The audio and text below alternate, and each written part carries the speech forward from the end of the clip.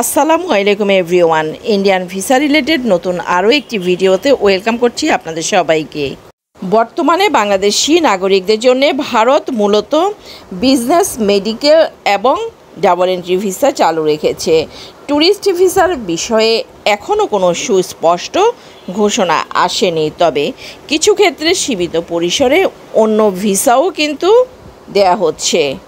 অনেকেই জানতে চেয়েছেন ডাবল এন্ট্রি ভিসায় ভারত গিয়ে কতদিন তারা সেখানে স্টে করতে পারবে।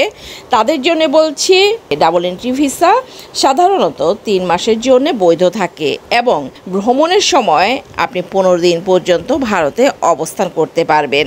বাংলাদেশে অবস্থিত যে কোনো আইভেক বা ভিসা সেন্টারে আবেদনপত্র জমা দেওয়ার আগেই আবেদনকারীকে অবশ্যই ভিসা প্রসেসিং যে ফি সেটা জমা দিতে হবে। আপনি বাংলাদেশের নাগরিক হওয়া সত্ত্বেও যদি আপনার কাছে অন্য দেশের পাসপোর্ট থাকে, তবে বৈদেশিক পাসপোর্ট দ্বারা ভারতীয় ভিসার জন্য আপনি অ্যাপ্লাই করতে পারবেন।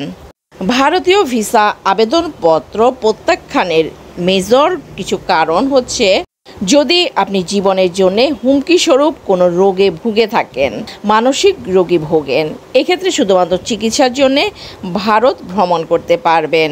এছাড়া মাদকাসক্ত বা মাদক পাচার করেন, অপরাধী বা কোনো দেশে কোনো অপরাধের অভিযোগে অভিযুক্ত হয়ে থাকেন, কোনো দেশ হতে দ্বীপান্তরিত বা বহিষ্কৃত হয়ে থাকেন, অপর্যাপ্ত বা অসম্পন্ন মিথ্যা কাগজপত্র দিয়ে থাকেন, অবৈধ ভ্রমণ নথির অধিকারী হয়ে থাকেন, প্রাসঙ্গিক কোনো তথ্য গোপন করে থাকেন, অথবা সংশ্লিষ্ট কর্তৃপক্ষের মতে এমন কোনো ভিত্তিতে যা আবেদনকারীকে ভিসার জন্য অযোগ্য হিসাবে পেশ করবে।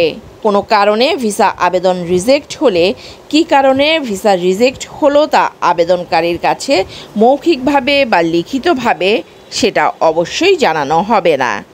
ভারতের পাসপোর্ট রিজেক্টের কারণ সম্বন্ধে যারা জানতে চেয়েছেন, নিশ্চয়ই এতক্ষণে তারা উত্তর পেয়ে গেছেন। ভারতে যারা চিকিৎসা নিতে যান বা বিজনেসের উদ্দেশ্যে যান, সেই ক্ষেত্রে আপনি বছরে সর্বোচ্চ $5,000 নিতে পারবেন সাথে করে। 12 বছরের কম বয়সী যাত্রী একজন প্রাপ্তবয়স্ক যাত্রীর অর্ধেক পরিমাণ ডলার সাথে নিতে পারবে। বাংলাদেশে ফেরার সময় আপনি যে কোনো অঙ্কের বৈদেশিক মুদ্রা সঙ্গে আনতে পারবেন, কোনো সমস্যা হবে না। এন্ডোর্সমেন্ট লাগবে না, তবে $5,000 বা এর বেশি হলে নির্ধারিত FMJ ফর্মে শুল্ক কর্তৃপক্ষের কাছে আপনাকে অবশ্যই বলতে হবে যে এর চেয়ে বেশি পরিমাণ টাকা আপনার কাছে আছে। সেক্ষেত্রে তাদেরকে আপনার বাড়তি কোনো টাকা দেয়া লাগবে না। চিকিৎসার কাজে ডাক্তারি কাগজপত্র দেখানোর সাপেক্ষে $10,000 পর্যন্ত আপনি সাথে নিয়ে যেতে পারবেন। তার অতিরিক্ত দরকার হলে যে কোনো অথরাইজড ব্যাংকে প্রয়োজনীয় কাগজপত্র দেখালেই চলবে। প্রয়োজন সাপেক্ষে অতিরিক্ত মুদ্রার অনুমোদন বাংলাদেশ ব্যাংক থেকে তারাই আপনাকে নিয়ে দিবেন। আর যারা স্টুডেন্ট ভারতে পড়াশোনা করছেন, তারা শিক্ষাজনিত কাজে নিতে পারবেন ভ্রমণ কোটার সমান ডলার। তবে টিউশন ফি, হোস্টেল ফি এসব ব্যাংকের মাধ্যমে প্রয়োজনীয় পরিমাণ মুদ্রা শিক্ষা প্রতিষ্ঠানে আগেভাগেই জমা দেওয়া যাবে কোটার বাইরে। ফরেনার NRBদের আসা যাওয়ার ক্ষেত্রে বাংলাদেশি মুদ্রা সীমার শর্ত ছাড়া অন্য কোটা শর্ত খাটবে না। যে পরিমাণ বৈদেশিক মুদ্রা নিয়ে দেশে এসেছেন, অনধিক সেই পরিমাণ মুদ্রা পাসপোর্টে এন্ডোর্স ছাড়াই নিয়ে যেতে পারবেন।